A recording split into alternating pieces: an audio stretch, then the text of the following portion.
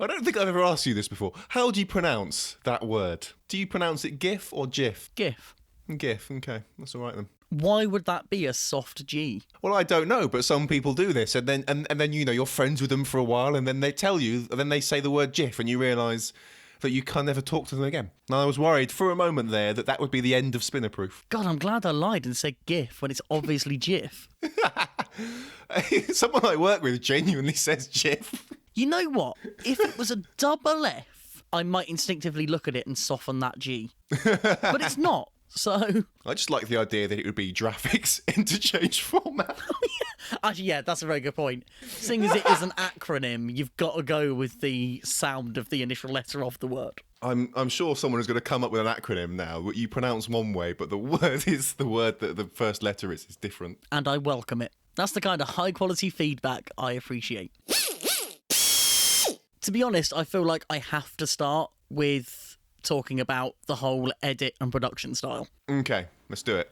Because I don't think that I can go on any longer without sharing this opinion with you. Been holding your tongue all week.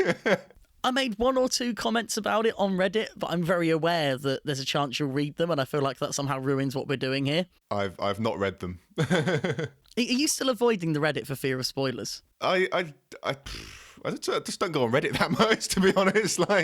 Or if I do, I'm just sort of like idly browsing the front page. I don't really sort of go into threads too much anymore. Fair enough, because I was going to say, if you were doing that, you should just avoid the whole BBC instead. But yeah, I have sort of seen that there have been massive spoilers and stuff on BBC Facebook stuff. I do sort of see things. Most of what I use Reddit for is genuinely just like look at the cute subreddits, like pictures of animals being adorable. That's sort of what I do. I know that that's you, but it still doesn't meet with my expectation of who and what you are.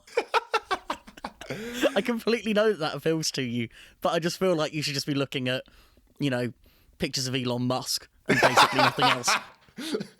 Elon Musk with a puppy, I'm guessing, is your ideal photo. I think that'd be quite funny, I guess. It sort of depends on the framing, posing, what's going on. How adorable is Elon looking? Elon does not strike me as an adorable man. I don't know, he's got that kind of look of innocence about him, hasn't he? That idealistic blue sky thinking worldview of his. I don't know, I've just watched a video where he sat on top of his mega factory for batteries with a barbecue roasting marshmallows and clearly drunk as well. It's quite funny. Honestly, like he's been tweeting about it, and like on Instagram, they've just had a bonfire on top of this factory. I think they've presumably just recently finished or something. Just sat around a bonfire. Please tell me it's like a grass-roofed factory. I doubt it. I mean, that'd be quite funny, but I doubt it. It doesn't seem like Elon's style. Maybe it's what he thinks should be his style. Maybe he's trying to live up to what he thinks he should be as an eccentric millionaire. Well, we're on topic. But I mean, given that I've wanted to start this segment, I suppose it's polite to ask what you thought about the new style of Robot Wars. It is different, and overall, I think I like it. I don't know. I think I like it. I mean, I don't hate it. I'll tell you that.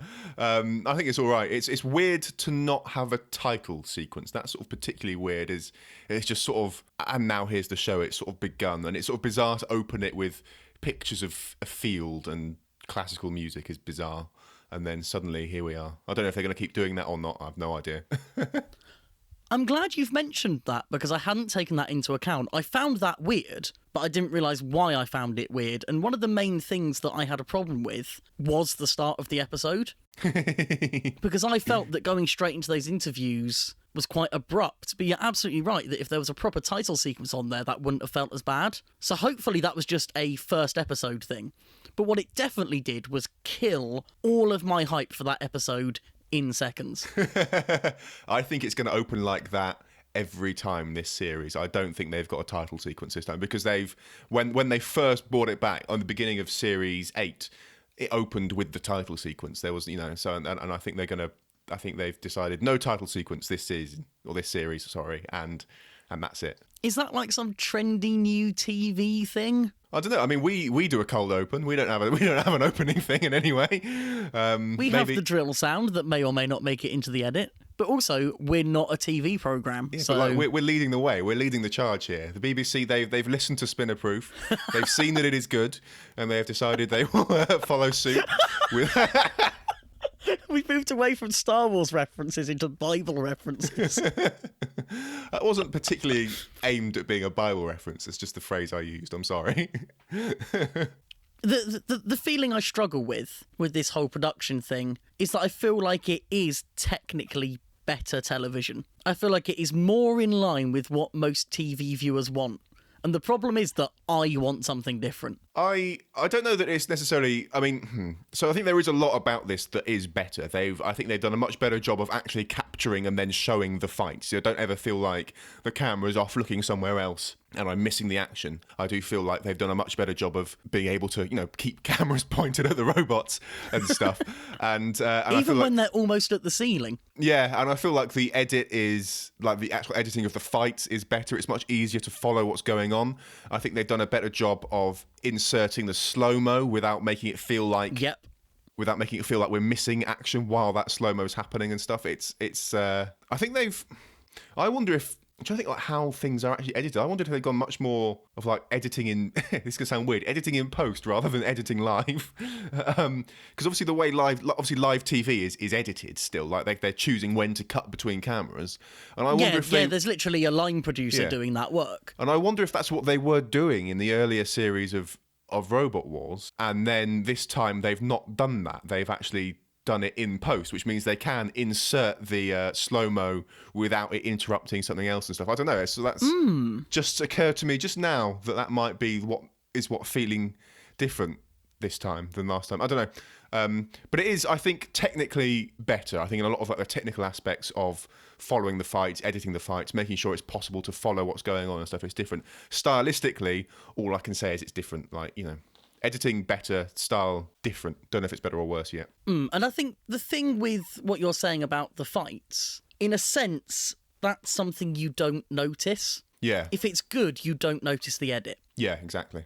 Whereas I feel that for the rest of the programme, it was quite heavily overproduced. And the thing that I really struggle with, the thing I dislike most, is the way that they're cutting in all of this interview footage throughout the whole episode. It's funny that you say overproduced, because I kind of agree, it is almost overproduced, but it's done to look like it's not produced. Do you know what I mean? Like there's shots where they've got some weird overhead shot that looks like it might be a security camera or something that's showing Dara lining up to talk. I think this was particularly noticeable when he was talking to Sabretooth just after their fight against Swarm or something, where you've got this sort of like wide shot from way back somewhere that's just mounted somewhere, and then you can sort of see another cameraman with his crazy, their crazy camera steady thing lining up to get the shot, and then you cut to the camera you've just seen. It's like they're trying to feel unfinished and raw, but I agree, it is sort of overproduced in that way. It's bizarre. It's a weird feeling. It feels, to me at least, it feels almost like a documentary. That slight fly-on-the-wall style, and there's some really, really obvious pickups in with it. So, for example, there was an interview between Angela and Ant from Behemoth, where she hands him a piece of the robot back, and it's all kind of handheld and shaky and live, and then there's suddenly a very clear cutaway to her hand just handing the piece over, which has clearly something they just went back and gone, oh, we'll reshoot that'll look good. Yeah. And again, granted, this is something that I kind of look for anyway, but if I'm noticing that stuff, that's a bad sign to me. Well, I think this is one of those, I think as a casual viewer, or I say a casual, more casual than you I am, I think. I was going to say, neither of us are casual viewers at this point. I didn't immediately sort of pick up on that kind of thing. Like, it's, I notice it's overwhelmingly different in the style they're going for. But, the little cut-ins and stuff, I didn't notice too much. They weren't, for me, they weren't too intrusive. I mean, the good news from my personal perspective of being able to enjoy this series is that by the third or fourth watch of this episode, I'd kind of got over most of this. It's something funny. Did you not think I'd have watched this 3 or 4 times? I know that you have. It's still funny to hear it to me. Like, I mean, I've watched it twice this week, and that's a lot for me.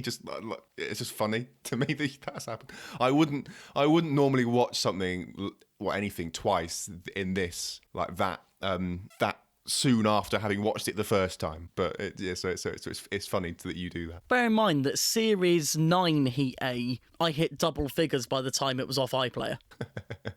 I was the viewing figures for that episode.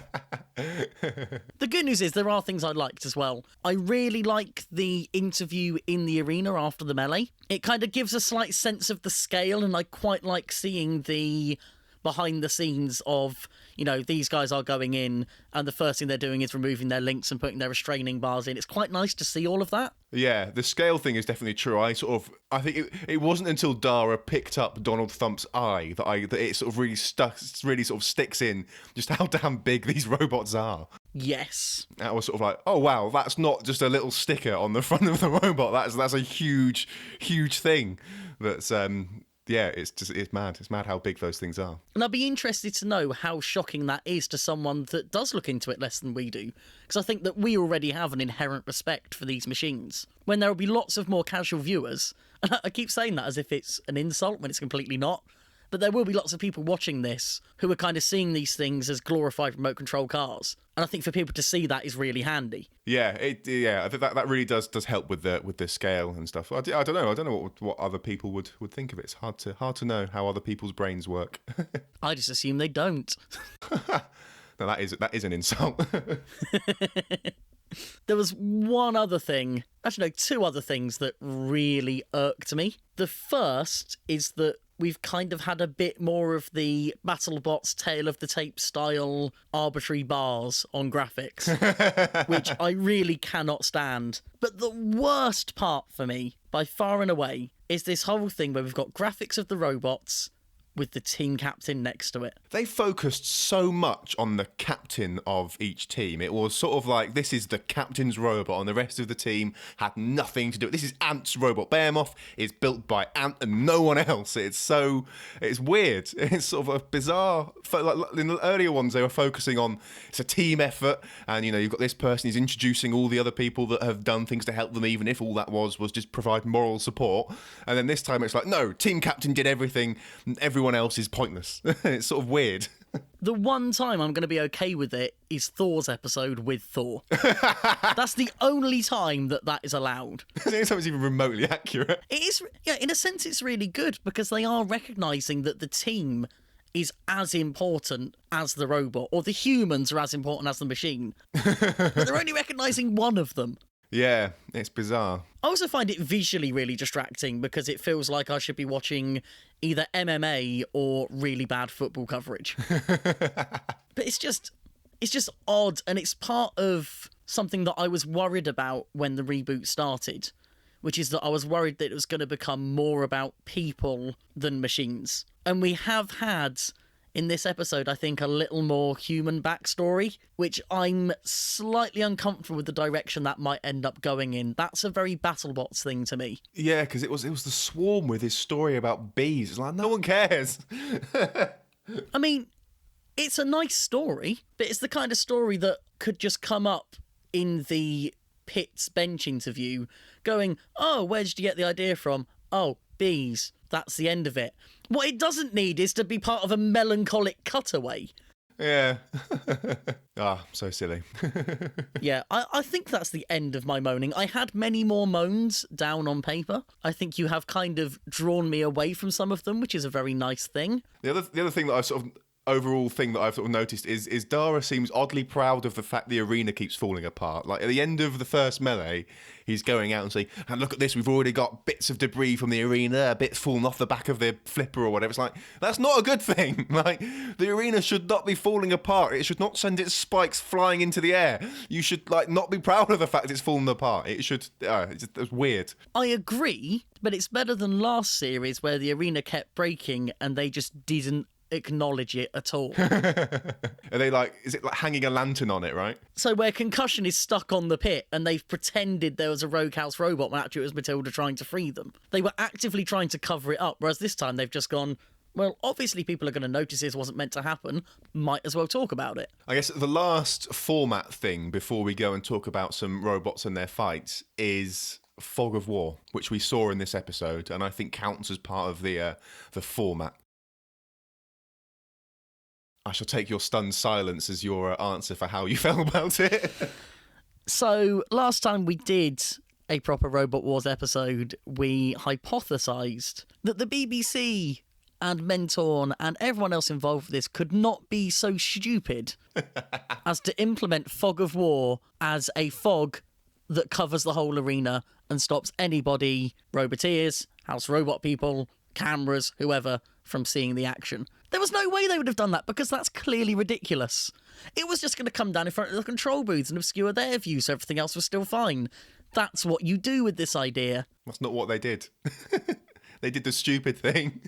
They filled the arena with CO2 and consequently gave the worst 10 seconds of TV in history of just, oh, here's a camera panning desperately around a field of white smoke. No one can see anything. The live audience can't see anything. We can't see anything. The judges can't see. It's just stupid. It's bad. It's terrible. I wish they didn't do it. I'm going to clumsily attempt to defend Fog of War because that's a mental exercise I like to do when faced with something this clearly stupid. Good luck. The fights we saw it in are not the sort of fights where it's got the best chance of being effective. You imagine Fog of War going off with a robot like Apex in the arena. That's a very different scenario to it going off with something like Thor in the arena. It isn't a weapon that you have to activate and control. It's something that is always dangerous, and there is a chance that an opponent is going to blindly drive into it, and that could change the fight. Whether that's how you want a fight to end is debatable, but, you know, it could end in some destruction, and that's kind of what we're aiming for here. It's just... And the fact that that's the best I could come up with says it all. It's just not enough. I mean, just the way though that sequence is edited makes me it makes me feel like the producers kind of realized after the fact that it's a silly idea because there's no during that whole thing there's no wide shot of the arena. There's no this is what the arena actually looks like, and I think that's for a couple of reasons. I think one of the reasons is that this dense smoke or fog or whatever isn't as dense as they want it to be. I don't think it fills the entire arena. I think it fills up 70 to 80%. That would be my guess from what little we caught of it on camera. And they've also done that because a wide shot would be really boring and expose just how boring it is. During that Fog of War moment, they're doing fast cuts, the cameras are panning around a lot. Jonathan Pierce is going mad trying to make it sound exciting. I think they probably snuck in a quick shot of Dara and Angela going, oh my god, it's Fog of War, and it's like, I bet that's actually really boring to watch from a wider angle, and I bet it doesn't actually fill the entire arena and probably looks a bit lame. The main thing that we saw in the edit was basically what looked like a fairly stock shot of dead metal spinning around. There was that, and then was it like Sabretooth that hit the arena flipper and got flipped? And again, Jonathan Pierce made a big deal about that of like, it's because he couldn't see where he was going. It's like they hit that thing when they can see where they're going. The Fog of War had nothing to do with that. All the time. By the way, speaking of that, the flipper is much more aggressive this time. It flips immediately. Yes. Like in earlier ones, you had to sort of be on it for a while before it fired, and now it's you hit it and sometimes it just doesn't go, and then sometimes you graze it with the left centimetre of your robot and it will flip. It's sort of weird. To be fair, there's been sort of 3 stages of the flipper. The first was back in the original run where it was basically a thing that was done to defeated robots. Yeah. You'd get an immobile robot, you'd put it on there, and it would be activated. It was the finish him moment, really, wasn't it? Pretty much, yeah. Then in the reboot, it became a live hazard that was clearly timed by somebody. Yeah. Which is why we had the incident in Behemoth versus Cherub, where Cherub ended up underneath it, because whoever was doing it clearly got a bit trigger happy and went too early.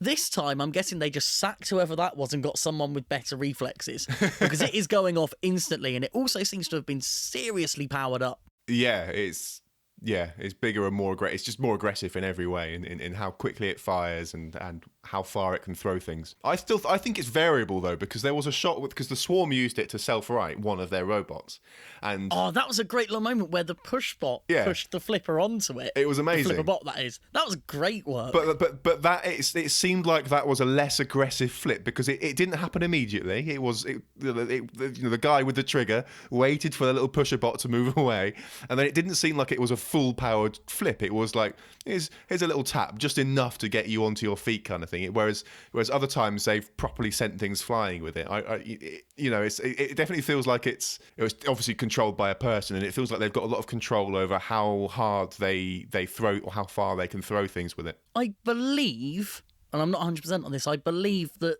Heat A was also the first one filmed. So I wonder if they were having a little bit of trouble kind of calibrating the hazards. Because they've obviously overpressurized the spikes at some point. So you do wonder if maybe they were sort of trying to work out the correct pressures for the flipper, and they kind of had to go a bit high and go a bit low to find that Goldilocks zone. Yeah, maybe. So maybe that's an explanation of it. I personally think just make it as powerful as you can. The old one was capable of throwing a heavyweight, halfway across the arena. So I'd quite like to see this one always putting something in the corner, because why not? There's no... Maybe this is just me showing a massive lack of understanding of pneumatics, but it doesn't seem to me that there should be any reasonable limitation on how much power you should be able to get into that. Because it's static, surely you can just pump a load of gas into that and really get it roaring. I'm sure there's a limit. Well, the limit would be much higher than the rational stopping point. Probably, yeah. I don't know. I've no idea how that's all built. I reckon they could get it good enough that Tesla would use it for that space program they've got. Do you want to do conversations with Sethu Vijay Kumar then? We might as well do it now. Yeah, that happened. Next. I have no love for these judges segments. At first, I liked the idea because educational content, but this one was long and not really about robots. It so depends on what they choose to talk about. I sort of maintain that while the most frustrating, the best one was still when Lucy and Angela were looking at armour. I still think that's what they should do and do more of that. That's what I'd love to see. Other ones, they're just sort of like, they're not quite right. And this was particularly bad. So they were sort of talking about a lot of things and also nothing all at once. So they're talking about like robotics and specifically I think AI and whether or not the UK is a leader in that kind of area. To which the answer I would argue is no, because sort of, I mean, I think the UK is probably quite good at software, but we certainly don't. Biased. Well, like possibly, but like I definitely don't think that we are a leader in actual sort of like robotics in terms of robots and stuff, because all that stuff tends to come out of America or China or Japan. It's very rare that there's sort of like a particularly well-known robot that the general population knows about that comes from the UK. It doesn't really happen, I don't think. I can't immediately think of one. So they sort of talked a bit about that, and then they talked a bit about, is it Richard Browning? Is that his surname? Who's the guy who's built, basically the best version of a jetpack I've ever seen, where he's got 4 jets or 2 jets on each arm, and then 2 more strapped to his back, and he can fly around. And he's clearly gotten a lot better at that since the last time I saw him do it. I saw him like do stuff on Tested, I think, with these things. And in this particular video on Robot Wars, he's clearly had a lot of practice since then. He's a lot smoother about landing and takeoff and stuff. I think that could have been a lot better if they actually had Richard in there and actually talked to them, as opposed to sort of a brief introduction by Angela and Sethu, and then cut to a video, a VT of him talking about it and stuff. It's like that could have been a bit better. The most frustrating thing that you alluded to a second ago was Sethu said that this is akin to Tesla landing rockets in reverse, which is wrong on so many levels. It's just like, engineering-wise, they are not the same thing. Strapping 6 jets to yourself and landing a rocket, not the same thing at all on any level. There's probably no part of the solution to that thing that overlap in any way. I mean, maybe there's some maths, like basic maths, that's the same, but they're just not. They're just different. They're just so different. And I think that what they're saying is true on a very broad level, but incorrect on basically every specific level.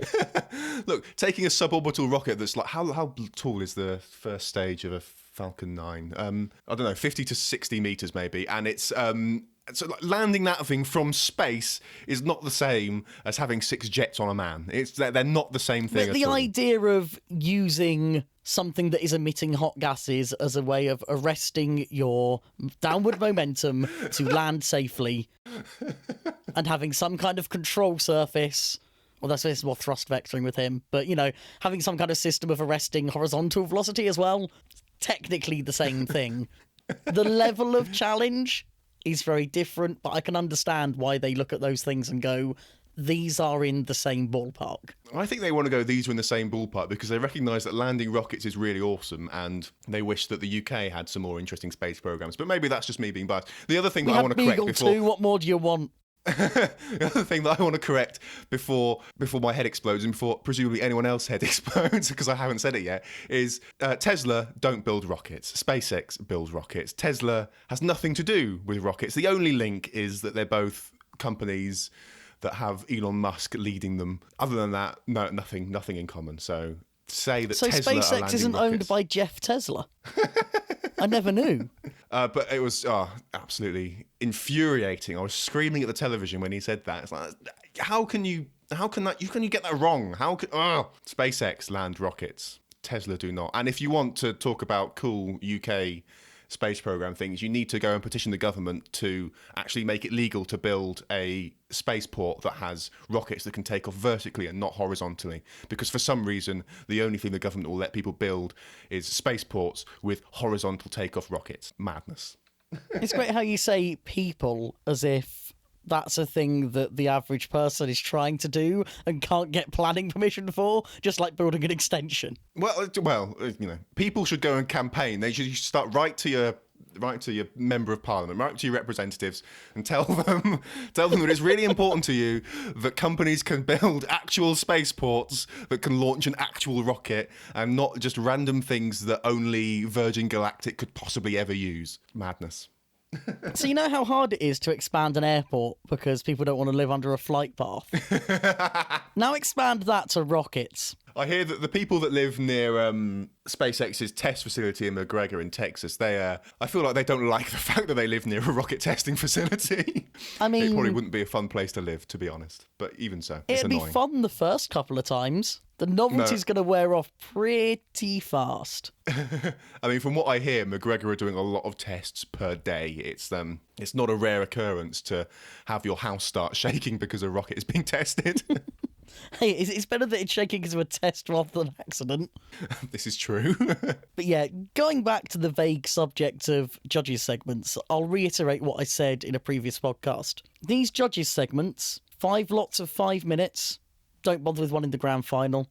That's 25 minutes of content. Imagine the amount of bot building stuff you could get through in 25 minutes.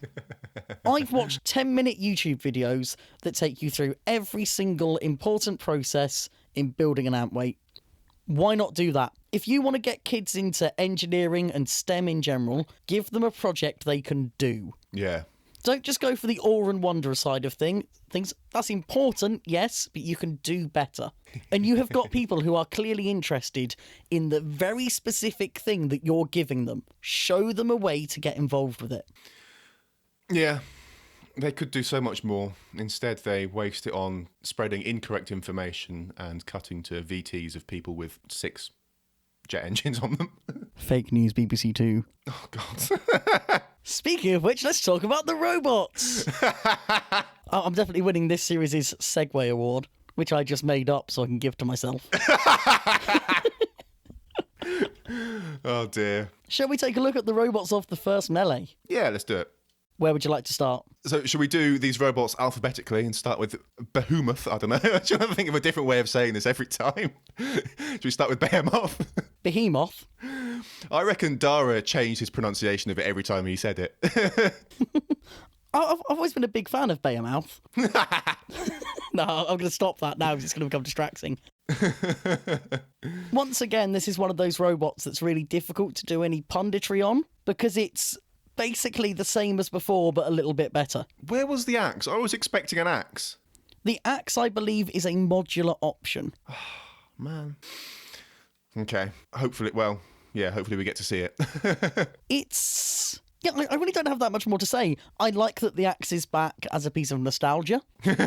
It's replacing the gripper that never happened, in a sense. And that's basically all there is to say about Behemoth as a build. There's a lot more to say about its performance. They, it's just another sort of, I guess, production type thing again. They focused a lot on Ant walking out. I'm sort of surprised they kept bringing that up. I don't know why they did. Bringing it up? I thought they addressed it quite early on, which was the right thing to do. They did address it quite well. I think they could have not addressed it, but that's maybe that's just me. But they did, and then I feel like maybe it was just Jonathan Pierce sort of kept making a few jabs in his commentary. I think throughout the rest of the episode, but I don't know. I think they could have done without addressing it at all. Personally, I think if you do that, you draw just as much attention to it of people going, "Why did you not address this?" I don't know. Maybe the general population care more than I do, but I wouldn't have noticed if they didn't bring it up at all. It would have been. I genuinely wouldn't even have noticed it. That's fair enough. How can I phrase this question to you? God. Except that it's happening, did they do it the best way they could? That's not a question. If they were going to do it, was that the right way to do it, in your opinion? The way they handled it? I still don't think they didn't give a good reason about why Ant walked out. You know, they sort of said, you went viral. Ant was like, yes, that was weird. And then that was kind of it. He didn't. I think the closest we got was Dara sort of said it was, you know, it's just a pure act of pure emotion. It's like I guess that's sort of it, but I don't know what else there is to say about it. It's like, well, you know, it happened. He walked out, and that's, you know, that's just what happens sometimes. I don't know. It was fine. I wish they didn't do it. I'll take that. And I think we should move on from this to Donald Thump. Donald Thump. Oh, that was nice. That was very nice. Donald Thump was better than I thought. So I was watching this with Hannah, and she, like me, is frustrated every time Donald Trump is brought up, or like we're reminded of that. So it was like, so we both have the same bias against this robot, but it was better than I thought it would be. Actually, I'm sort of surprised at what it could do. I wonder if that's just because of the heat it's in that it looks reasonably good. I don't know, because I think if it was against stronger robots, it might have been shredded far more than it was, but I was sort of surprised by it, and I was surprised at how little I was irritated by the guy's like Trump impression and stuff. I think they did. They struck a reasonably good balance with that, and his jab at Dara for having no hair was brilliant. It's not often that you get the chance to take down a professional comedian off the cuff like that. That was very well done. And Dara had nothing to say. That was it. He was beaten. And as a professional comedian, he knew to accept that he was beaten and move on. Yeah. Donald Thump, as a robot to talk about, there are a lot of layers. So when I first heard that it had been accepted, I didn't know much about the machine or the team. I questioned whether it was a good move from the BBC to have a robot with a political angle in the competition. Ever since I first saw the team, much less worried. But when I saw the machine, I wasn't sure that it was good enough to be on the show.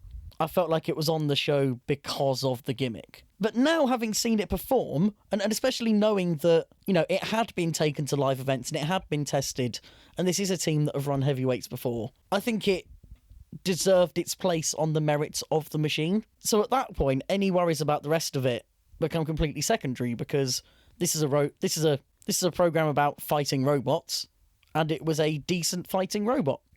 Not spectacular, not top tier, but decent. And it worked most of the time, which is better than we can say for a lot of competitors in the reboot. And it got some good hits in that did damage and affected the outcome of fights. Fair play to it.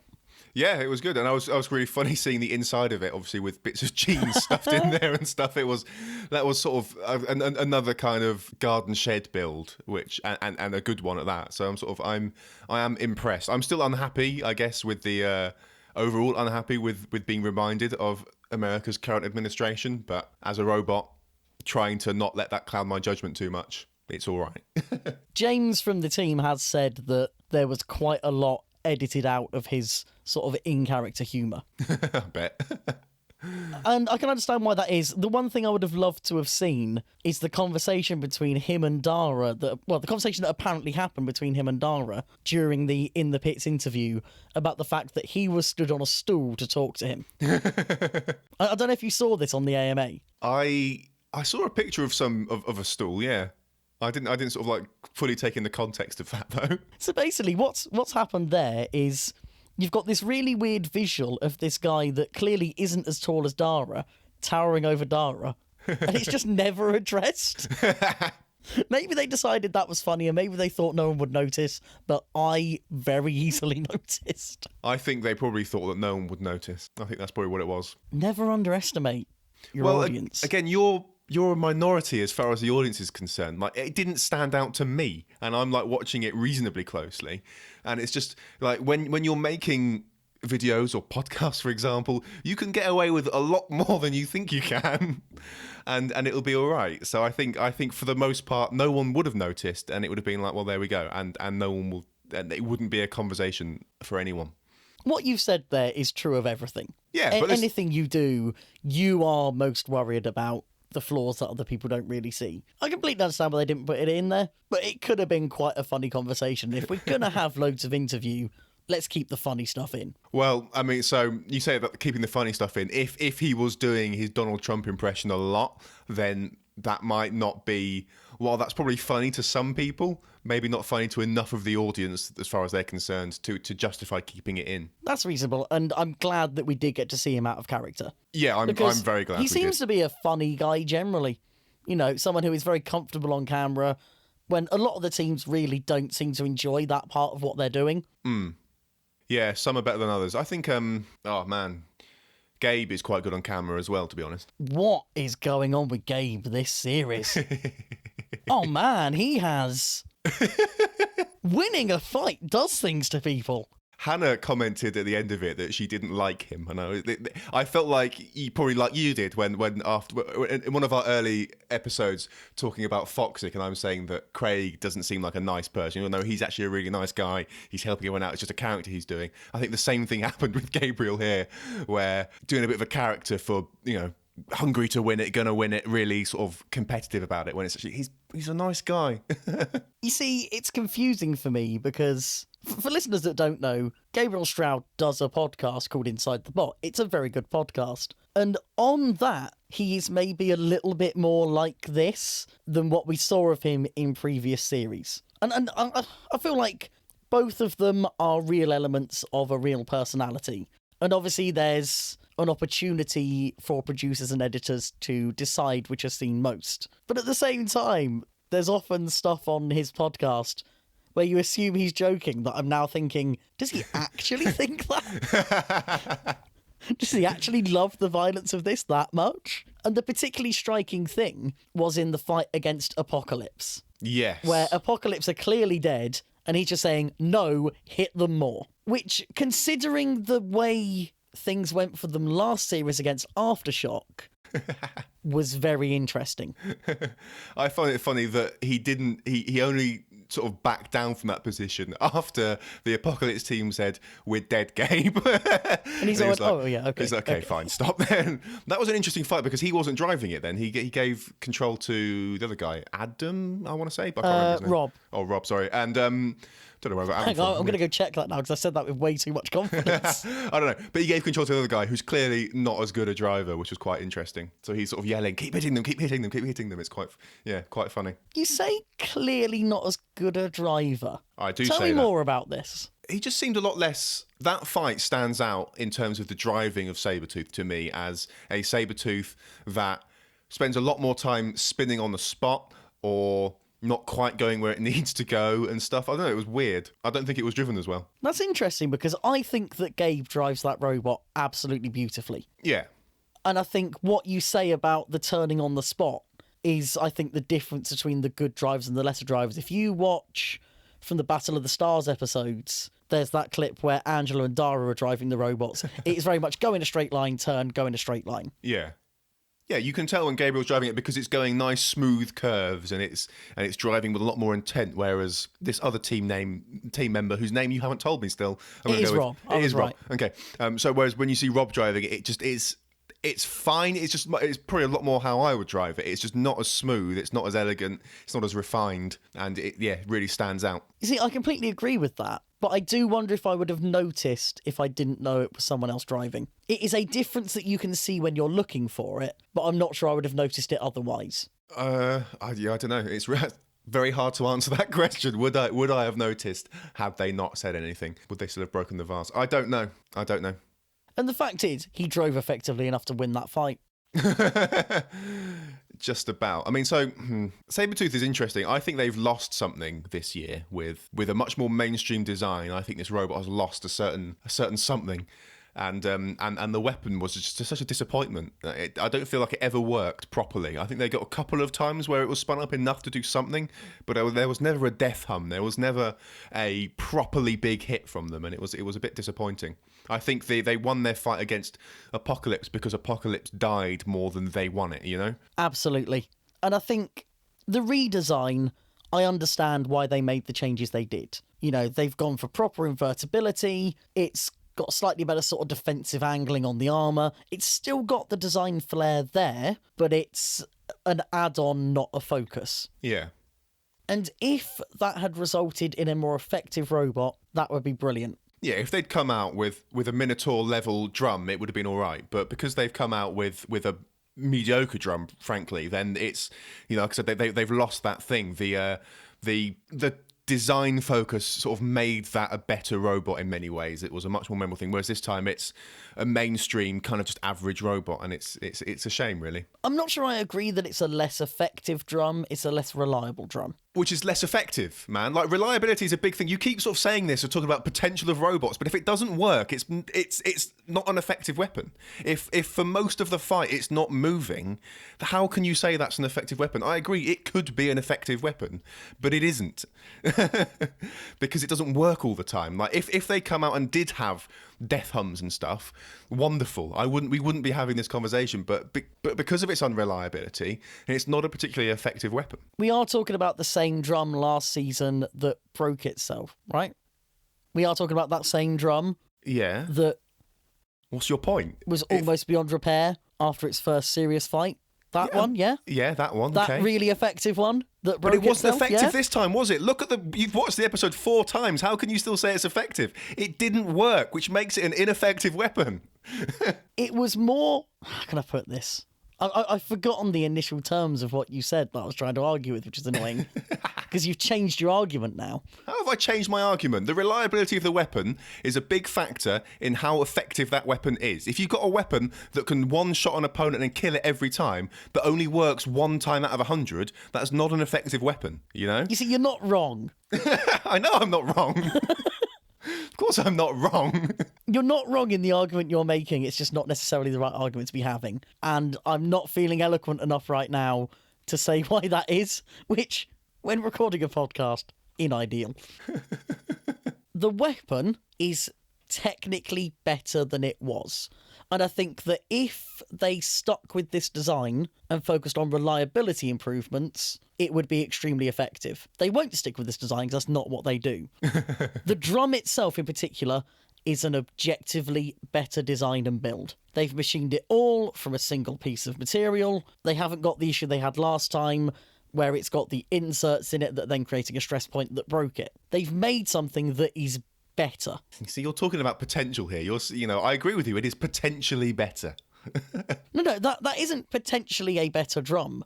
The drum physically is better. It's the system behind it that has let it down. Okay. And I would love to know what the issue was with the drum that kept stopping it. Yeah. Because it isn't just that it stopped after hitting stuff. It seemed like it was having spin-up troubles even at the start of a couple of fights. Yeah, like it never worked consistently throughout a whole fight. In all of its fights, it was always the melee, maybe. I don't think it was still running at the end. I don't think it was, but it wasn't like a drum. You know, it was just sort of a little flaily thing. It didn't stand out as this is a drum spinner. You know, like I've said, there's no death hum. There's no sending robots flying. There's no sparks, and so I feel like, if that's all the weapon can do, they need to put a better drive behind it. And if that wasn't the potential, I'd love to know why it wasn't sort of doing what it feels like it should be able to do. I'm trying to think back to those fights. Unfortunately, I haven't made good fight notes. It did get some good hits in. It did put Behemoth over with some hits, I think. Yeah, but like the fact that you can't point to like a big standout hit, or like, I can't see in my head a sort of a big moment from that drum, and it's sort of, and I feel like it should be able to do it. You know, the robot's the right shape, the drum should be able to do it, and there isn't a sort of standout thing. There's not that bit of magic that makes you know this is a good drum spinner, you know? To me, the defining feature of a drum is that it rarely gets a single big hit. It gets a lot of good smaller hits. Look at something like Minotaur against Bronco. Actually, no. Minotaur against Blacksmith. And I'm using Minotaur because it is the definitive drum spinner. There are very few points in that fight where Minotaur sends that robot flying, but it still ends up in pieces. Because it's a persistent weapon. But there are sparks flying, and there's clearly damage done to the other robot. When it pulls away, you can see that's done damage. Oh, absolutely, yeah. Whereas you don't see that at all with this. And maybe they just haven't shown it. Maybe they didn't capture it. Or maybe the robot just didn't do enough damage to the other robot for it to be visible on camera. Or maybe it didn't do any damage at all. Who knows? But then can you point to a time that the last version of Sabretooth really did that, apart from sort of knocking the back end of Terahertz about? I mean, I'm not holding up the previous versions as the king of all robots. I'm saying that the previous versions, because they had that design flair, that was what gave them a bit of magic. That was sort of a thing that made them memorable. Whereas this time they've got a much more mainstream, in theory, much more competitive design. They've taken all that design stuff away, and they haven't made that up in any way for me. They haven't done the amazing weapon or something like that. There's sort of, this is what I mean by I think they've lost something. So what's happened here, in something that isn't even a rarity for us, is we're arguing whilst agreeing on the core point. Because that's exactly my sort of summary of it as well that I made earlier. Excellent. I still disagree with you on some of the specifics, though. Of course you do. What I will say, it's partly a question, really. It's not any of those things. Words. I do question whether the result of that melee was entirely correct. That was a really tough one to call. Like, Behemoth and Sabretooth both immobilised simultaneously. And it's a question of, how do you call that? Is it a question of who was more immobilised? And it's sort of hard to know. I think if you fall down on who was more immobilised, I would argue that Behemoth was probably more immobilised because it was like the right way up and not moving, whereas no sign of life at all. No, nothing at all. Whereas, Sabretooth was immobile because it was sort of the wrong way up and was a bit bent, and the wheels were spinning, but they weren't touching the floor anymore. So it's sort of like, which I think is the way that Gabe saw it, and I'm kind of on his side. I do feel like they were robbed a little bit. I think Behemoth was just a bit lucky with the way the judges came down on that. But it's a really hard thing to call. I don't know what the rules are. I don't know that they've ever had this situation before to have a precedent. What do you mean you don't know if you've had this situation before? Cherub PP3D. This is true. But then that is true. That was one robot moving a bit and another looking completely dead. And they judged it on the fight up until then and still made what many people think was the wrong decision. But if I'm playing devil's advocate, I think was correct. But we've been through that already. Yeah. Yeah, that's true. This one, if you're judging it on the fight to that point, I think it does have to go to Behemoth. Yeah. Because they haven't taken any real damage off of anyone. They've lost a couple of the little sort of teethy bits on the scoop. Mm. And that, I think, was to Donald Thump anyway. Yeah, and they're sacrificial anyway, surely. They're not like, that's not a big deal to lose those. I wouldn't have thought. I don't know. Ordinarily, I don't think they would be using that scoop against a spinner. Okay, why were they using it then? Presumably, they figured that, having the sort of scoopiness of that scoop over their anti-spinner plough was going to be useful to get them through that fight. I'm guessing they weren't worried enough about either opponent to feel they needed it. But at the same time, that's a grade 5 titanium scoop, and I feel like they would rather not have that damaged. I feel like if you're going to have something sacrificial, you don't make it out of that kind of material. Yeah, fair enough. Unless those teeth are attached in some way that's, I was going to say more crude than it looks. It looks like it's a single piece.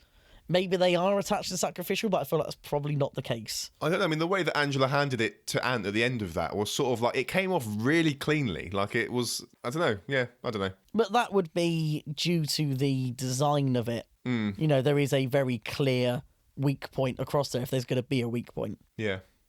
Oh, hang on. I've just, because I'm keeping tabs on the Behemoth AMA, I've just refreshed it and seen an answer to that exact question. Would you like me to read it to you? Yes, please. So, the reason we didn't use the spinner scoop in the first round of Series 10 is because it wasn't actually designed against drum-type spinners. Horizontal and vertical spinners require a very different approach to defeat, and although our titanium bucket took damage, we definitely feel it was the correct bucket choice. The rest of it is about the axe, so I won't read it. So, yeah, there it is from the horse's keyboard. Fair enough. You know what we haven't mentioned, by the way, about these robots? No. double Sabretooth. Bronco-style Sabretooth. I'm not sure. Oh, yes, of course, they bought 2 robots, yeah. And just disassembled one so it didn't look like it was a second one. Yeah, at least he owned up to it, right? It was like, we've actually got a second one under the table. Like, that's quite funny. You see, when Gabe says that kind of thing, it's easy to take it as a joke, sort of, yeah, there's a whole second one under there. No, but really there is. Yeah, we've There's actually like one of everything down there. I mean, I don't think Angela believed him the first time. Which is funny because as far as I'm aware, that is literally what was happening. I mean, are we okay with that? I'm still okay with it, yeah. I mean... Fair enough. I wasn't sure if that was going to be contentious or not, but I thought I should bring it up. Do we get on to our next set of 3? Yeah, let's do it. Apollo. Apollo. I wasn't disparaging or unkind about Apollo the last time we spoke about it, but at the same time, I wasn't that excited for it. I sort of looked at the upgrades that they seem to have made and was underwhelmed. But you know what? Those drive upgrades are huge, and I feel a bit silly for not realising how much of an impact they would have. It's definitely a much more refined version of Apollo, isn't it? Absolutely, and it was a lot more intimidating now that it could... Oh, that's a bad sentence. Now it can close that gap, make up that distance at the start of a fight so quickly. Yeah. It is a much more intimidating opponent. Knowing that in that first 10 seconds they could easily have you out of the arena by just driving forwards, that makes them a much tougher opponent to face. Yeah, if you're not on the ball with zigging and zagging, then you're gonna have some problems if you're not careful. I think if you drive straight at them, you've got a very good chance of losing or going straight over them. Who knows? Oh, that's giving me horrible memories of the Series 2 final between Panic Attack and Cassius. Childhood ruining moment. Let's move past that. Look, we're not talking about Series 2. We're talking about Series 2. Okay, keep up. Oh no. Oh no. No. Oh yes. That's like punching me with my own fist. Don't do that. Why'd you keep hitting yourself? Oh, I should have seen that coming. Oh dear. Yeah, of course, the other change we have is the change of personnel on the team. Yeah. I feel like we tend not to talk about the teams too much unless they stand out in some way. I feel like Apollo have lost Like we've something. spoken about literally every team so far this episode. Yeah, we have so far this episode. This is an anomaly. So we're going to keep going. I feel like Apollo have lost something with their change of. I think they've gained things. They've gained a better robot, but I think they've lost their showmanship. I think, which is a bit of a shame for me. I don't think that's a bad thing. I think that would probably have happened this series anyway. And in this episode, in the final of this episode, I think you see the moment that they almost lost their sense of humour. They, I think, have looked at this episode as, we are going to win this. Yeah. And when that didn't happen, you kind of see the, oh, on the face. Yeah, they were not. And suddenly the jokes really result. are gone. I think until then, they were still taking it quite lightly, but largely out of a belief that they would walk it. Yeah. Was that too harsh? That feels like it might have been too harsh. Well, I think that's fair. I think they're definitely invested in it, and they're definitely, both these guys, they're both clearly upset with the outcome. They're not happy about what happened, and there's no jokes. They're just sort of like staring almost into the distance, like blank face, kind of like, oh, that's happened now, and they're upset. I think for the rest of it, I do miss sort of the old team in many ways. Again, I'm not saying their current team is bad in any way. I just sort of kind of miss the old one where because they were all 3 of them, and then all 2 of them were sort of like employed as entertainers. That really came across, and they were sort of they sort of just brought something to the show, and they've lost that, I think, and that's fine. Like I said, I think what they've gained out of it is a much better robot. Like the guy's older brother has, whose name escapes me again, I'm really sorry, and Alan Young. Alan, and he's come along and he's helped them build a good robot and improve Apollo, which I think is great, and I'm sort of happy to see that. But it's a shame to lose the personalities, Yeah, and again, as someone that isn't really that interested in the personalities, I'm completely fine with that. Yeah, I thought you might be. I don't necessarily think that anything of value has been lost. Yeah, it's just different, isn't it, really? Yeah, and it's... The one thing that was of value was the whole let's go after the house robots thing. I think that's good entertainment. I think it again shows the power that these robots do have, that it can go up to something that weighs 3 times what it does and throw it over. I'm still sad they've not flipped Kill-A-Lot. There was apparently an attempt made after one of the fights that wasn't shown. There was an attempt that was shown in like teasers and those kind of clips and stuff where it looked like it was about to happen, and then they never showed that in full. It was such a letdown. I think if they managed it, we would see it. I wanted to see the attempt in full as well, but yeah, I mean, I would love to see them come back and successfully flip Kill-A-Lot. I'd like to see them sort of go at the house robots again. They've not done it at all since they first did that. They didn't do it at all really in Series 9, and they obviously definitely haven't done it in Series 10 so far. So I have a suspicion, and I think we have alluded to this before, that teams may have been asked politely to not do that. And I still think that's a silly decision. Yeah, absolutely. I think if you're going to have the house robots going after things after a fight, it should go the other way. Yeah. But at the same time, from a production perspective, you can understand it. I can understand them not wanting Carbide to go against the house robots, because that could do a lot of very visible, very serious damage. I feel like if the house robots can't even cope with being turned upside down once, I feel like that, you know, a less justifiable position. You know, I think maybe what they've got is we've got to have one rule for everyone, and that rule is don't attack the house robots, and that's probably the fairest thing to do. If you don't want Carbide going at it, it's like, well, no one can go at it, and you know that's probably the result. But it is a shame. I think it is funny to see flippers go against these house robots. Just it'd be quite funny, or even something that is capable of pushing them around. I'd love to see someone push Shunt or Kill-A-Lot or something into the pit. Would be really funny. Oh, very unlikely, yes. very unlikely, Yes. but really funny.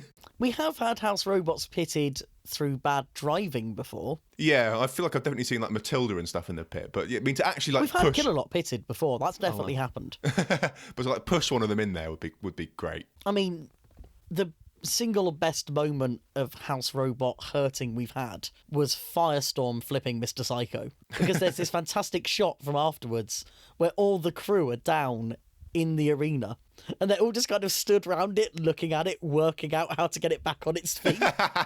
And they all look properly stumped. It's brilliant.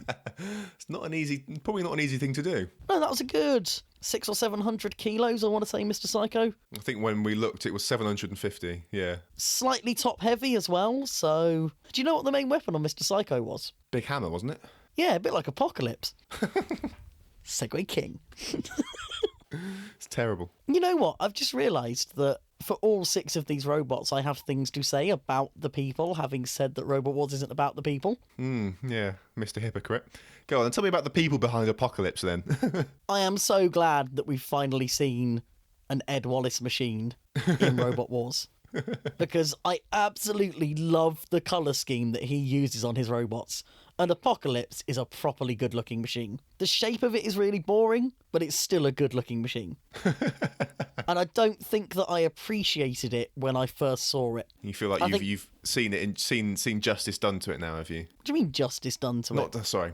You feel like you've seen... I don't know. I can't think how to articulate that point. You pleased you've seen more of it? Basically, yes. I wish it had worked. That would have been nice.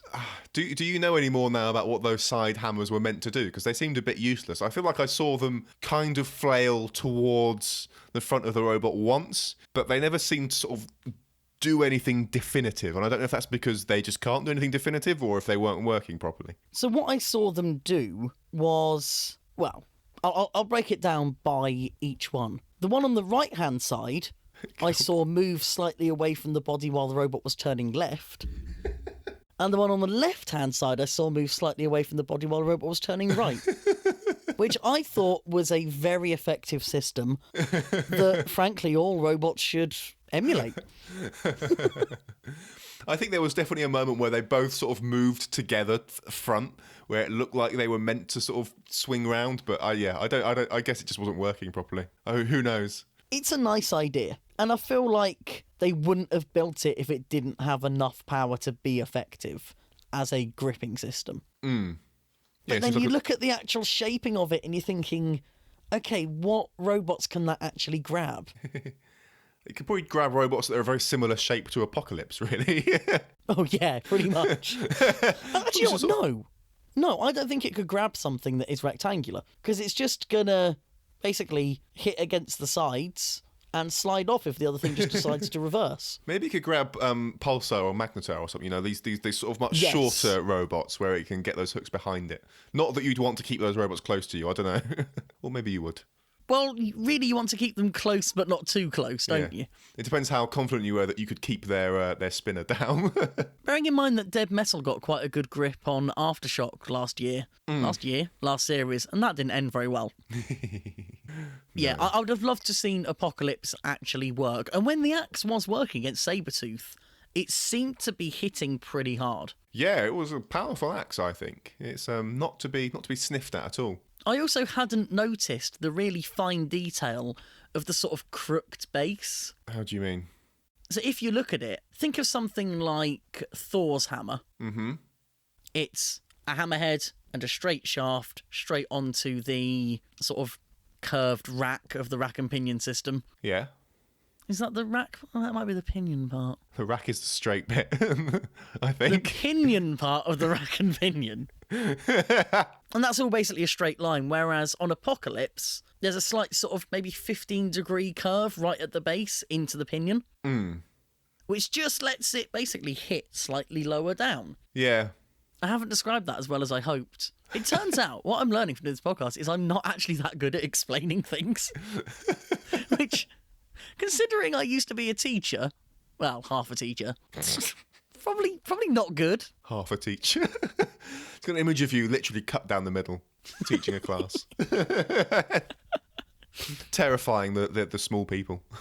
Good dose of fear never hurt anyone, did it? Yeah, that really is Apocalypse. Also, actually, you were saying about you think the house robots should be able to deal with being turned upside down. Mm-hmm. Apocalypse does demonstrate the damage that flippers can do, because they got thrown in the air by Apollo, landed on that corner, and it did actually put some twist in the chassis that affected their mobility. This is true. And it shouldn't really be a surprise that being dropped from the height of an average adult could damage your robot.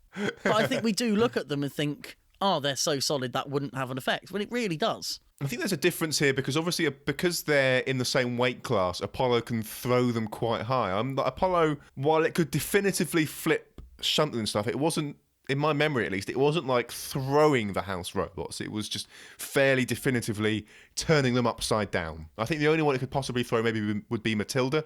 But yeah, there is often more internal damage, I guess, than you'd think from flippers. It's just a shame, though. What was that about weight classes? Well, like, the house robots weigh a lot more than the competitors, right? But not all competitors weigh the same, do they, Sam? What on earth are you getting at? I'm doing another segue. Oh, the swamp one. Well, like... I was on for a hat trick there, come on. The Swarm, yay, Swarm. Let's talk about them. Okay. I was surprised at how effective Blender was. It sort of has a surprising sort of bite in that spinner. You say that, what did it actually do damage to? Donald Thump. Yeah, I mean, that front armour wasn't the best attached, was it? No, but it still, like, did damage to it, and it's still, I think, you know, given time, I think it could beat down a lot of us. I don't know, I'm surprised it did as much as it did. I didn't think it would do anything. I thought at that size, against heavyweight robots, utterly pointless. I don't think it is utterly pointless. I think it's not as effective, again, as ever, kinetic energy weapons, you should really use as much weight as you can, but as far as small spinners go, this is sort of, I was surprised at what it could do. I was just really impressed with the Swarm. I knew they'd be hard to beat, but I was surprised by how much potential they seemed to have to actively go out and win a fight. And I really think that if they went for a setup of, say, 2 of those spinners and 2 of those little push bots... Yeah. With maybe the anti-spinner thing as an option as well, I think they could do pretty well. They're not going to be series winners, but they're going to make life difficult for some opponents. Yeah, you almost want like 2 little mini behemoth type things, right? Little things that can do a lot of pushing, that got a bit of lift in there to sort of be an inconvenience to the other robot. And then, and then 2 spinners would be, you know, that between them could beat down an opponent if you can get to the soft parts and stuff. I think there would be a formidable set of things. I was surprised at how effective the whole thing could be. I think a team of like lots of really good drivers would make a difference as well. I'm not saying the driving for the Swarm was particularly bad, but it didn't stand out as phenomenal driving, given that at least one of them drove into the pit.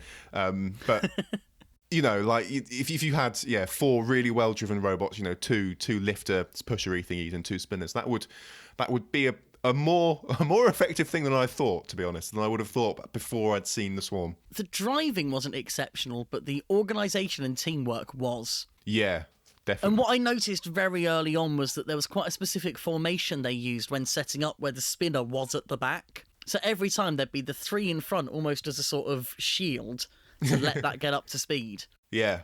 And they were very good at coming at opponents from different angles. Which again, if they had multiple versions of the spinners, with most robots only really being heavily armoured from certain angles, they would be able to get at those soft bits. It would be really hard to defend against. I mean, Ant made a comment that it's really hard to keep track of where they all are and keep on top of it all. And if you had a slightly different formation, it could be. Yeah, I'm blown away, frankly, at how effective this could be, and how effective they were. To be honest, I sort of normally cluster bots. I look at and think they're not going to do anything because you've just got lots of weak robots that can't do anything. But if you can, with the right tactics and stuff, they're more effective than I thought. It was a shame that the little push bot couldn't actually do much pushing. When Donald Thump was dead, there were a couple kind of headbutting it and it wasn't really going anywhere. And it is entirely reasonable to have a small robot like that can push a heavyweight.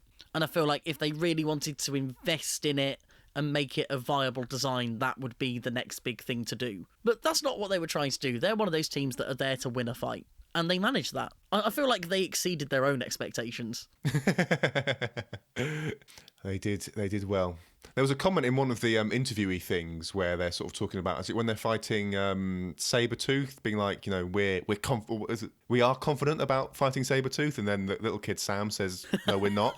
And then he says, Sam has turned 13. It's like, yeah. It's like, he's not saying they're not confident because he thinks they're not confident. He's just saying it to be contrary, which is what 13-year-olds do. Oh, that really made me laugh. That has to be one of my favourite little moments of the reboot in general. And it's a human moment. Brilliant. Applause from everyone. I know, and that's annoying. I don't want to like that. Best moment, human moment. But no, that isn't a human moment. That is an interview moment. And I've always been fine with interviews. If that had come up with them cutting away to him sitting in a chair against the black background, it would not have been funny. It's the fact that it happened in a moment. Oh, dear. So I'm just going through my disorganised notes to see where I mentioned that. Yeah, I did mention that. That's good. I'm glad that you've mentioned it in your podcast and in the notes. That's good. It can't be in just one. It can't be just in the podcast recording or just in the notes. It has to be in both, or it doesn't count. This time, I'm not doing show notes. I'm just putting my notes. Although they do have quite a lot of swearing in them, so maybe not. Given the lengths I have to go to sometimes to remove swearing from the recording, you're not allowed to put them in the show notes. It's usually your swearing, though, I know. It's usually my swearing that I have to edit out, but, it doesn't make it any less irritating. If anything, it's more irritating because I should know not to swear while recording, but there you go. But then the good thing is you don't have to feel bad about making work for someone else. At least you're only making work for yourself. That's just annoying, though. I swear, and it's immediately, that's another 2 minutes I've got to spend taking that out and making it sound as seamless as possible. Right. We've been through the robots. I personally don't want to go through fight by fight. I don't think that's helpful. Are there any key moments from fights other than the final that you want to look through? I think the only one for me, I think we've touched on the important moments in all the ones that I can think of. I think the only other one is the Heat final. Now, I have a note in my notes. Shocker. Which I put in bold saying, this is the worst episode of the reboot. Okay. And that was written before the Heat final. That is not a note that would have been written after the Heat final. It's also not something that I thought on the second and third watches. I was just annoyed about it not being my perfect version of Robot Wars. Impossible to please. That Heat final is a really interesting thing to analyse, because when I first saw it, I looked at it as Apollo having lost. But having watched it back a couple of times, I am happy to say that Behemoth actively won that fight. Yeah, I think so as well. There's a really key moment for me, which is right at the beginning of the fight, where Apollo have come straight out of the blocks, they've closed the gap, and they've got under Behemoth. And to me, I thought at that point it should be, it is a trivial task at this point to get them out of the arena. Mm-hmm. And then I watched it again, and Behemoth, as soon as they are on that flipper arm, they flip themselves off of it. Now, I'm worried that you're going to, at this moment, claim that that was luck, but I think that is one of the single best bits of driving I have seen in Robot Wars. The thing is, you've got to look at this from the other point of view, where Ant is not anticipating being on top of Apollo. He's anticipating being under Apollo. So of course he's going to hit the button to lift the scoop up. It doesn't seem likely to me that he's gone, oh, we're on top of Apollo, let's flip so that we fall off it and that'll be fine. It's, I'm going to be under them and I'm going to hit that button and then they will be flipped. I genuinely think that's the thought process. And I think it's worked out wonderfully, and regardless, I think, the fact that they're then off the flipper and stuff is great. Well done them. But I don't think that was an intentional evasive manoeuvre. This is up there with Apollo backflipping over Carbide. I'm sorry.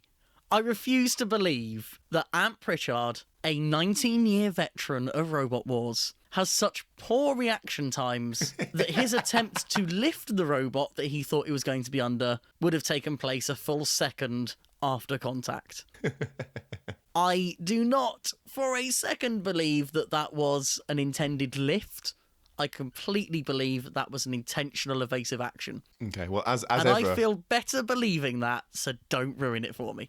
As ever, we can't prove it. Well, maybe we can in this case, but we can't really prove this one way or the other. It does remind me, by the way, that Apollo seems to be much more likely to stand up than before. Like on the sort of like back of the triangle. It seems to spend a long time kind of hanging there sometimes. It's a bit unnerving. I was worried it was going to get stuck a few times. Well, that'll be the upgraded drive, won't it? That they've now got so much power in that drive that it's causing them to wheelie. No, I wasn't saying wheeling. Like, after they've done a flip, so the shape of the robot, you've got a triangle with the right angle bit of it cut out, right? But on the upright bit at the back of it, they're sometimes sat on that for quite a while before they fall forwards onto their wheels again. And it's like, but for a surprisingly long time. And it's almost like it's right on the edge where if you got it just so, it might just stay there. It seems like it's really teetering on whether or not that'll come back down again. It was bizarre. I didn't spot that. I'd have to watch for a fifth time. Poor you. But no, Behemoth in that fight have done basically everything right. They've run away when they needed to run away. They've done well to get away from house robots at points. And then as soon as they've managed to get their front facing the back of Apollo, they've gone in for them and done what Behemoth does best, which is knock a robot around and got them in the pit. It's a fantastic win. The team did not understand how celebrating works. I think it's Kane Aston sort of goes in for a high five / handslake? High five / handshake / fist bump. I don't even know what he was going for, where he just looked almost angry with joy. Well, I feel that's a fantastic moment. I feel like for them, winning is so rare, they're probably not practiced at how to celebrate it. And that's the thing, I was setting up this AMA thread earlier, and I was sort of looking through the wiki, trying to find the list of honours that Behemoth has. And despite doing really well on the live scene, particularly just after Robot Wars went off air, I'm not entirely sure they've ever actually won anything, which is absolutely incredible because it's such a solid robot. And the challenge belt doesn't count for you then. Did they win that? They were given it. But they didn't get to keep it. Yeah, but they were given it. That's something. Right, so they can put on their CV. When you go to a library, do you say that you've won a book? I'm not given a book. I'm taking a book. Which apparently, by your standards, is tantamount to theft, then. No, I'm not taking it with permission. That's fine. You tell yourself what you need to. The back left corner of the arena, and I say back left meaning like if you're in the control booths, the one that's directly below you to your left, or presumably if you're in the other control booth, I presume the corner that's to your right would be the one that you can't see. Not that you will be in that control booth. No, because apparently that's now reserved for presenters only. But another moment where it's like neither of them could see. They were both stuck in that corner. Apparently with, was it Dead Metal, I think, was the house robot for that fight, and they just sort of sat there taking damage and they can't see. And again, you've got a couple of the people like up leaning on the window trying to see what's going on in that corner. And it's like, why have they not moved those control booths? Maybe they're just really hard to move. But I feel like you need to move those control booths. I wonder if having both teams in the same booth is their way of addressing that visibility issue. Because at least now, if it's not being seen by one team, it's not being seen by the other team. Yeah. It also creates those all-important human moments, but, you know. We're dead, Gabe. Hit him again! I don't care. I'm not going to do... No, I'm not going to go down that road. I don't care. Hit him again. Gabe just isn't made for being angry. I'm sorry, it just not... Can't carry it off. I think that's funnier to me than John Reed yelling at the other guy about using the weapon. Wait for a good hit. But again, they're both people who you don't expect to be angry. No, not at all. And it's interesting that I think that for both of them comes from not being in control. Yeah.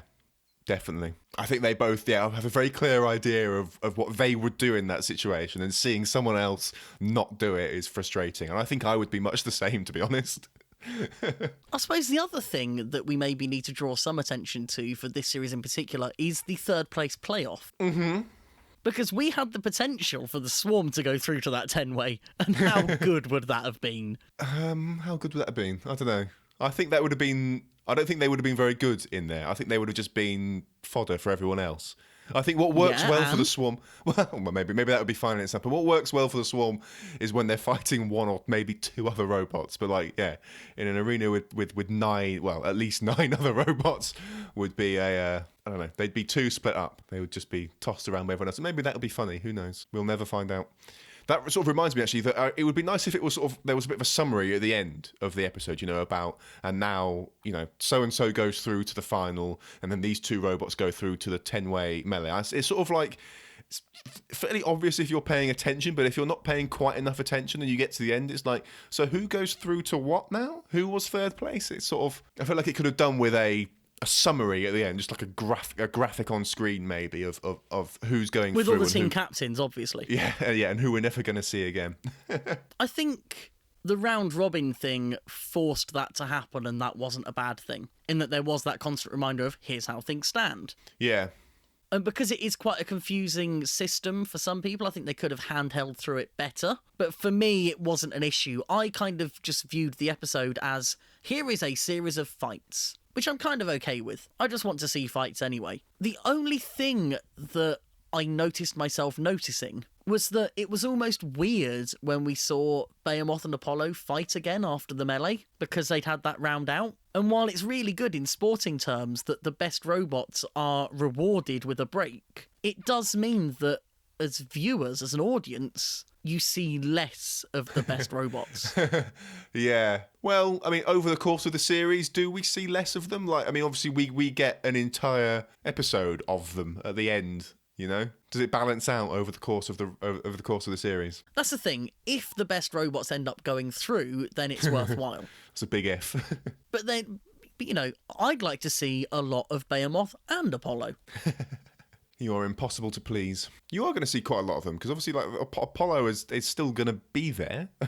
Yeah, but it'll be one of at least 10 machines in the arena. So, if actually no, I was going to say 10 robots in what would average out at probably around a 4-minute fight. I was going to say that's 40 seconds per robot. Not only is that terrible maths of trying to divide 4 minutes by 10, it's also not how it works, because there's not only one robot on screen.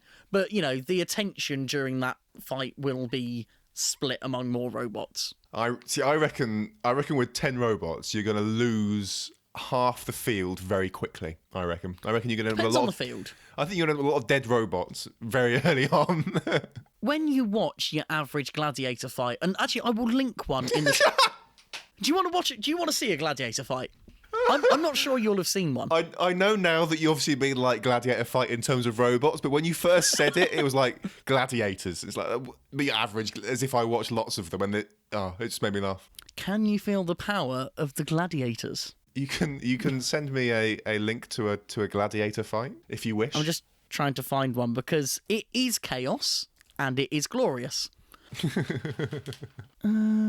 This is a Beetleweight one. Let's see how many robots we've got in there. Yeah, that's a good number. Make sure you mute this, by the way, because I just nearly deafened myself again. Classic. So it's a 6-minute video. I don't know when the actual fighting starts. Well, some help you are. This is replacing Ryan and Sam Google robots.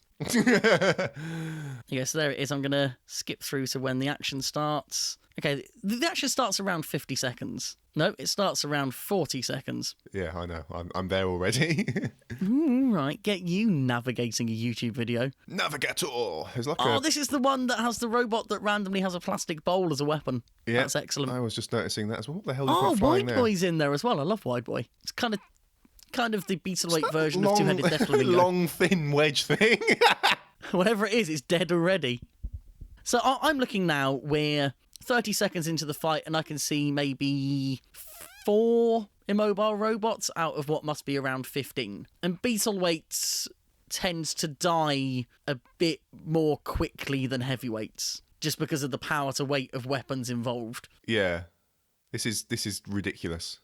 And it's interesting that the person controlling the camera on this can't show everything in an arena that's maybe a couple of meters along each side. I'm not quite sure how they're going to televise a heavyweight version of this effectively. I mean, blimey, that's 2 in the pit straight away. What I am looking forward to 3. is the aneurysm that Jonathan Pierce is going to have trying to commentate on this. I don't think it's possible. Hey, Wide Boy's still going. Good on it. Is Wide Boy the one with the 2 axes? It's the wide one. Yeah, well, there are more. There's Is that multiple actual wide ones. Wide Boy, or is that just a thing like Wide Boy? What? There's a crazy flipper on one of them. It's just flapping up and down so fast. That's like the Pulsar Shriek, isn't it? Almost? Yeah, but it's funnier because it's so quick. It's just boing, boing, boing, boing, boing, boing. It looks like it probably doesn't have any torque. This is so Man, stupid. it's a shame. Actually, this is Beetleweight, it's not lightweight. So I was going to say a lightweight one would be good with something like explosion in it. The flipper. So ridiculous. I think that might be a Dutch robot, but I can't think which one. Oh, it's wonderful.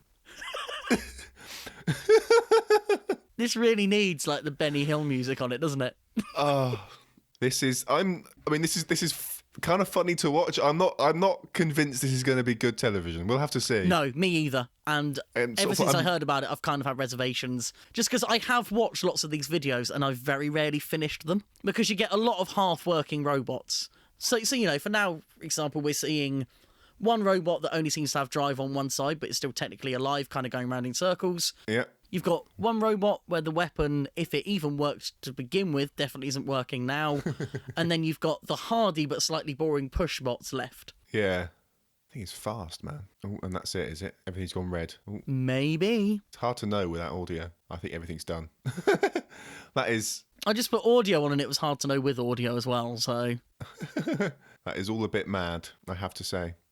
Ooh, So and they're that going with again. heavyweights could be fun, especially in an arena that already can't necessarily contain 2 of them. Yeah. Oh, I've just realised. You are almost definitely going to get Fog of War during that 10-way. Oh. That's where Fog of War is going to come into it. So, that reminds me. Something that I should have brought up earlier. There were a few occasions in multiple fights where the pit release button was activated when it was very obvious that no robot had touched the tyre. Apparently, just going near that wall now counts. I think you have to at least hit the wall for it to count. But yeah, it's not really the pit release button anymore. It's the pit release area. It's the pit release vicinity. Yeah, that was weird. I mean, that definitely lends credence to the idea that's a human-controlled thing, and it's probably controlled by a human that can't see the button. That's the point. What happens if during Fog of War someone presses the button and it's not seen? Controversy. Well, there were definitely times where that button was hit and nothing happened. I think in one, I forget who was in the fight, but it was hit twice quite quickly by 2 different robots, and then only one thing happened. I think only the pit went down or something. It was... You know, it's inconsistent. Maybe there's a kind of... I was going to say respawn period. That's not... sort of No, definitely not. Where are you going with this? Maybe there's a time it has to wait. That flipper robot is sort of hovering over the pit with its flipper going mad. Just waggling away. Oh dear. And the video's finished. That's so Oh, ridiculous. man. Would you like the bad news? What is the bad news? I have not, in the build-up to this recording, Oh no. had the time Oh, or no. energy Oh no. to create a rating system. That's it. Podcast over.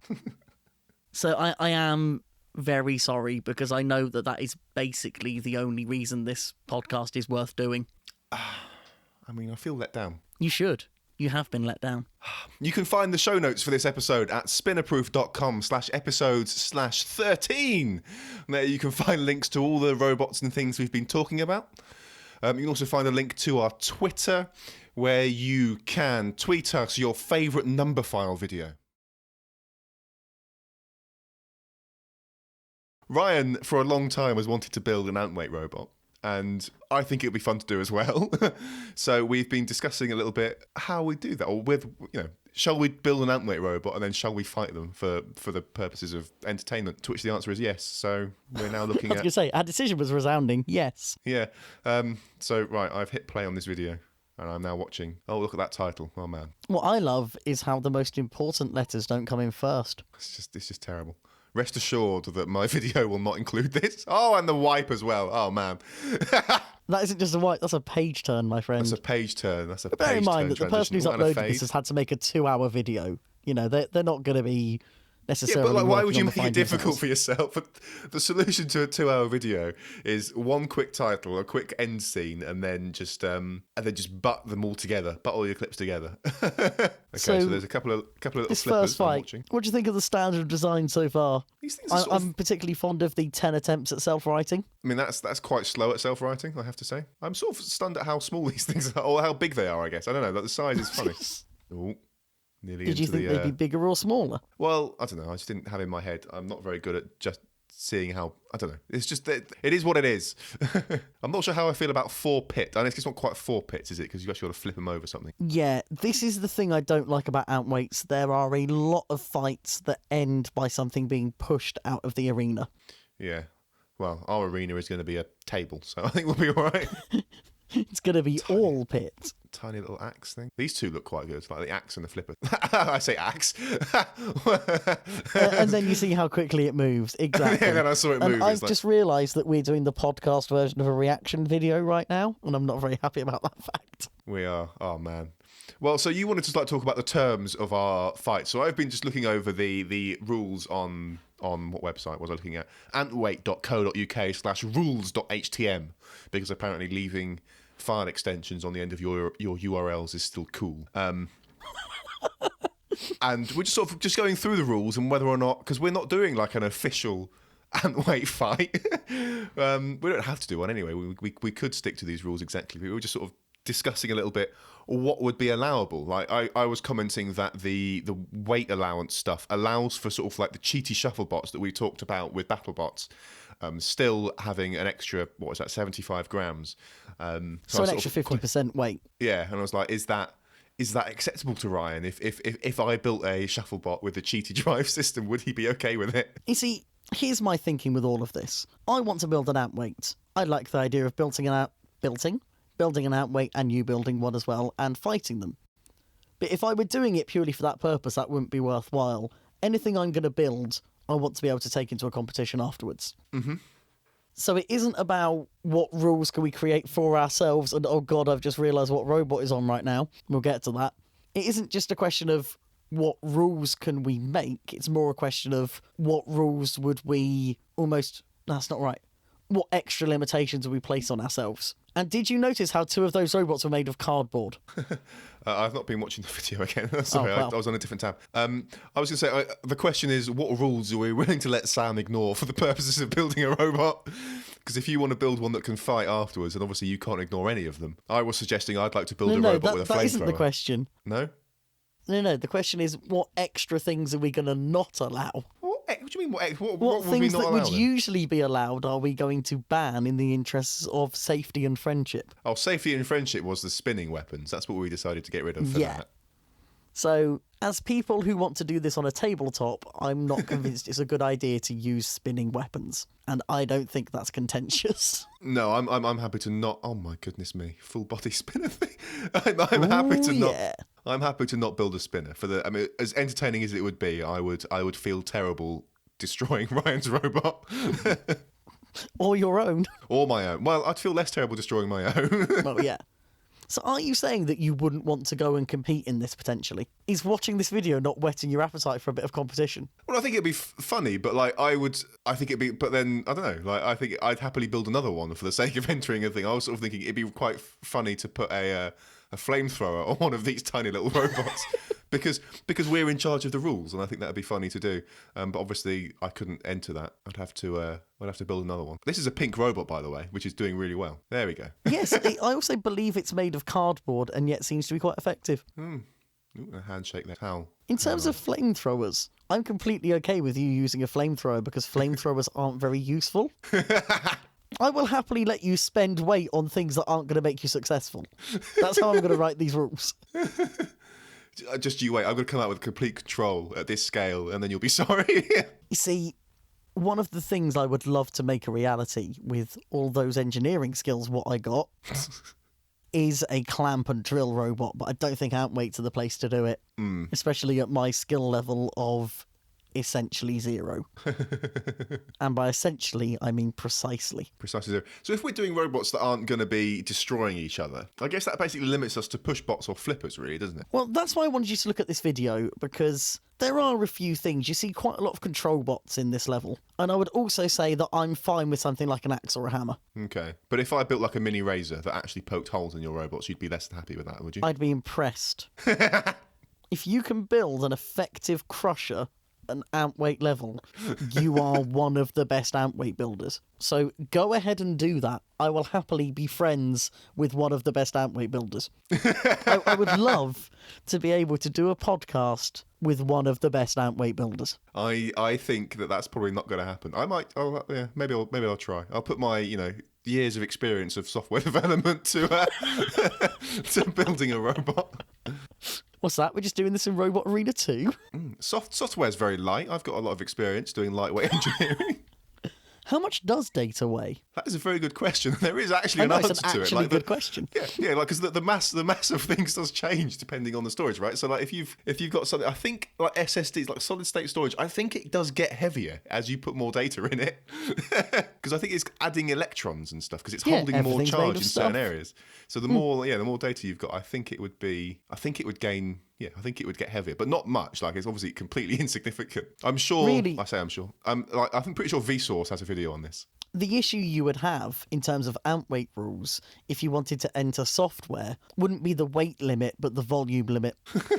Because you have to fit in that 4-inch cube, you know? And I feel like them electrons, they're quite hard to control. You got to wrangle them all into the cube. But like, I would argue that simply putting like a USB drive in the arena with a lot of software on it, that's within a 4-inch cube. True. Although in terms of effectiveness, you're then kind of limited. I mean, good luck destroying a USB, like an all-metal USB drive. You wouldn't need to, because it wouldn't show controlled movement. This is true. Why is it in inches? This is annoying. Why is it like 4 inches? Why inches? Well, you can convert that into metric, you know. I know, but that's 101 point something millimeters. It's just I'm going to say probably Cosmerica. damn Americans. Grabber. And he just drove into this. Oh, come on. That was lame. Oh, you're like a second ahead of me. That's annoying. I'm sorry. Now, what do you think to this? This is a cluster. I mean, I'm just like, This is how can you another build option. robots at that scale? That's astonishing. You've said to me in the past that you think that an amp weight is too small to build something. Yeah. Well, there's a bunch of flea weights for you. Earth are they so small? That's mad. That's mad. So that is the other option we have. That wheel. Oh, that's genius. Like the way those wheels are driven. Mm-hmm. Oh, that's glorious. I love that. Now this part of the video, and I chose this video because I knew they were in it. We could also each build a 75-gram robot and then take them to a competition as a cluster. No. I'm unhappy about the prospect of sticking to 150 grams. I'm not sure I want to go down to 75. Maybe one day. I think it'd be funny. I think we should go and then obviously compete against each other in an actual tournament. That'd be quite funny. I'm weird about a tournament. It's something I really want to do, but at the same time, I'd want to do it with a joke entry. Just because then when I inevitably fail, I wouldn't feel as bad about it. This is ridiculous. So why is it that like three of these corners are, oh no, two of them are completely open and then two of them have got this little, I don't like this arena. It's the short version of this. Yeah, and that is a fairly standard outweight arena. That is it? It's not something I'm a fan of. I think outweights are very much a hobbyist's weight class. Yeah. So the idea is that you don't want too many fights ending because someone has been taken to pieces. You want people to be able to put in push bots, control bots, lifters, flippers, and, be viable. Yeah. And look at that. The cluster just outlasts something because that's how clusters work. Yeah. I wonder what the smallest Omni wheels you can buy are. That is tempting, I have to say. Well, just 3D print them. Wow, that was a quick fight. I like how they don't even let the robots stop. They just reach in and start picking them up. I'm going to quickly flick through and see if I can find any fights with spinners in them. Because I know where the Outweight World Series does allow spinners. Oh, what do you know? I found one immediately. Good for you. So no spinners, but you're happy if I built a crusher that actually crushed, just because you think it's impossible for me to do it, right? It isn't because I think it's impossible. It's because it would be so impressive that it would be worth it. Okay. And whereas okay building a spinner is a thing that, whilst I don't think I would be capable of doing that well, I don't think it's that beyond the realm of possibility. Go to 1730 in this video, please. 17. And let me know when you're there. 1725? No, 1730. Now. Have you started playing? Okay. I have, yeah. Well, so here we have an actual... Okay, that was a bad That was a really disappointing fight, mate. Oh, I think they might be resetting that one. Reset on that. It's very kind. Gentlemanly sport, you know? Sunday rules. Oh, that's torn a bit off that. What is this? This is the kind of destruction that you can get at this weight class from spinners. Tracks, yeah, well, it's always going to be relative, isn't it? Like, at that scale. If anything, at lower weight classes, the power to weight ratios are higher. Yeah.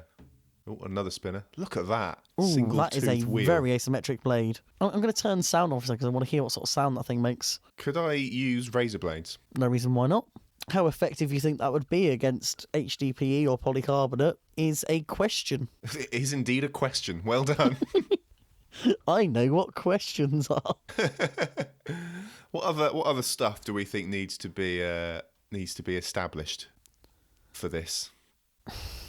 Have we got like a budget? Should we do a budget limit? Is that worth doing? My budget limit is money I have, which is why this isn't going to be happening for at least a month. Yes, but like, if we follow the same budget of the money I have, one of us is going to be able to build a much more expensive robot. Hey, I don't need to eat not for to a put couple too of months. fine a point on it. Is it within the rules to have no budget limit but just go homeless for the month? Then I could build a hell of a... But like, I mean, for the sake of imbalance, do you want to like set a price and then I will stick to it as well? Honestly, I would say it's just within reason. Okay.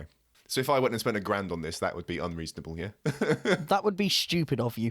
That is So, true. for me, if I'm doing this, I'm going to buy a few materials in bulk and things like that. I don't want to have to be doing the maths on that. Yeah. I think Okay. the components are basically shared between most outweights, to be honest. Yeah. The only difference is going to be whether you're going 2 or 4-wheel drive. Some people might want to use pneumatics and things, which is fine. I wouldn't do that due to a lack of knowledge. I feel like you probably wouldn't go down that route either. Maybe hydraulics you might want to do if you're thinking crusher, but... I just want to look something else. Ooh, tired. I can buy 12 gram CO2 canisters for 10 quid. Interesting. I'd like to see what kind of control hardware you put in place for that. I have no idea. I was just curious to see, because you can get like BB guns that take CO2. And it's those canisters basically, which are quite. I wasn't sure how heavy they were or how big they are. That's the other question, obviously. 12 grams, apparently. Yeah, but like, how do they fit inside of the 4-inch cube? 83 millimeters long. So yeah, you could put one of those in an outweight. You can fit more in these than I'm sort of have in my head. Okay, interesting. Well, bear in mind, I mean, I have a prototype chassis next to me that I made out of foam board, and because I don't have a ruler around. Yes, it's one mug in diameter, I know. It sits quite neatly on top of a mug. Oh, this is the weird unfolding robot, isn't it? It's so cool. And it's dead. And it's dead. So yeah, I properly sort of floor planned out this build at some point, and it's in a notebook that is on the other side of the room, and I'm lazy. Okay. And the floor plan of it is a bit of a squeeze. I'm up quite near the... Actually, I'm not that near the size limit, but I was accounting for things like wheels sticking out. But if you built by trial and error, which is what you would eventually end up doing, I was just doing this to see how it looked. If you tried and errored something together, you could get it pretty tight. So I don't think it's at all unreasonable to be getting, 4-wheel drive and a weapon servo in something. And the nice thing with those canisters that you're talking about is that they're probably armoured enough, not necessarily to go up against a spinner, but anything that I was going to build, Yeah, I mean, they would be strong enough without you putting armour around it. Yeah, I mean, if we're not doing spinners, then it's all right. Although arguably, given the name of the podcast, we probably should be doing spinners. No, our robots are by definition spinner-proof because they are spinner-proofed by the rules. So yeah, I think that really is all the introduction you need to the world of amp weights. Well, it isn't all the introduction you need, it's all the introduction I can give you. Yeah, I'm well up for building one of these and then using it to destroy you. Bye!